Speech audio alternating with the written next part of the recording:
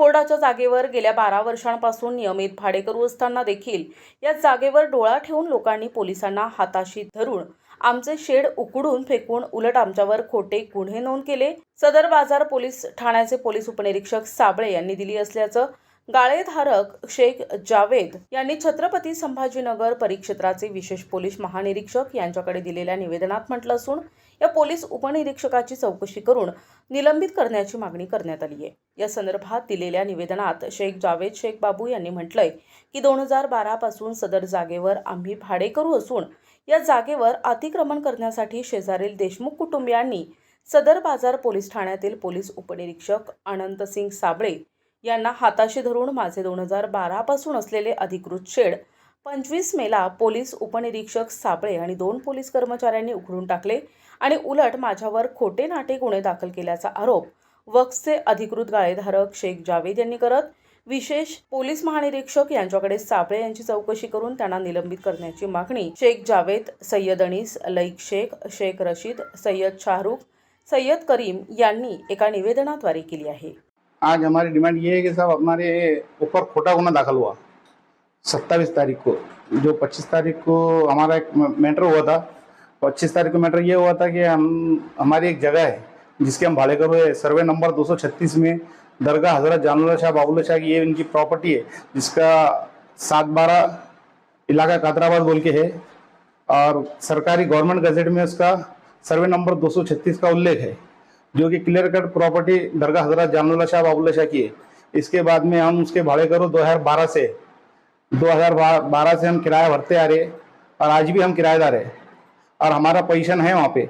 लेकिन पड़ोस में देशमुख बोल के परिवार है, उनकी गैस गोडाउन है हमारे सामने, जो कि वो भी एक अतिक्रमण की है सर्वे नंबर 236 में। लेकिन कैसा है, हमारी जगह में उनके रिक्शे गोडाउन के सामने रिक्शे वगैरह खड़े रहते, तो हमने 16 तारीख को एक फरियाद दिए थे एसपी ऑफिस में कि ये रिक्शे वगैरह हटाते नहीं और हम हटाने का बोले तो हमारे को आड़ी टेढ़ी बात, रॉन्ग बात करते। इसकी हमने कंप्लेन भी करे थे। लेकिन इसके बाद में 16 तारीख के बाद में हमने एप्लीकेशन देने के बाद में पुलिस ने उन पर कुछ कार्रवाई नहीं करी। इसके बाद में हमारा एक शेड था वहाँ पे, पत्थर का शेड, हम उसको रिपेयर कर रहे थे 25 तारीख को शाम, तो रिपेयर कर रहे थे तो उसमें वो लोग भी आगे खड़े हो गए, देशमुख परिवार वो। और उसमें थोड़ी देर के बाद में 2 पुलिस कांस्टेबल आए और 2 पुलिस कांस्टेबल आए, बोले हमको 112 पे कॉल आया, बोले कि यहाँ पे एक झगड़ा हुआ बोल के। उस टाइम पे देशमुख परिवार और हम साथ में खड़े थे बात करते। तो मैंने देशमुख परिवार से बोला कि भाई इन लोगों को बोलो कि झगड़ा हुआ कि क्या हुआ यहाँ पे, तो बोले नहीं ऐसा कुछ हुआ नहीं। बोले हमारा सिर्फ ये चालू है मैटर। बोले तो बोले एक काम करो, बोले तुम यहाँ पे रुको मत, सदरबाग पुलिस स्टेशन को आ जाओ तुम दोनों पार्टी पेपर लेके अपने। तो हमने कहा भाई हमारे पेपर यहीं देख लो। नहीं, बोले आपको आना पड़ेगा। फिर उसके बाद में हम सदरबाग पुलिस स्टेशन गए। सदरबाग पुलिस स्टेशन में जाने के बाद में पीआई साहब से मुलाकात करे। पीआई साहब बाहर आए। बाहर आने के बाद में उन्होंने बोले भाई आपका सिविल मैटर है, सिविल सूट है, बोले हम इसमें कुछ कर नहीं सकते, बोले आप अपना जो भी मसला है बाहर ही निपटो। तो हम उस टाइम पे वहां से निकल के चले गए। लेकिन 2 घंटे के बाद में कॉल आया मेरे को कि भाई आपका जो पत्थर का शेड वगैरह था वो निकाल दिया गया। बोले तो कौन निकाला? बोले मेरे को इरफान बोल के एक बच्चे का फोन आया।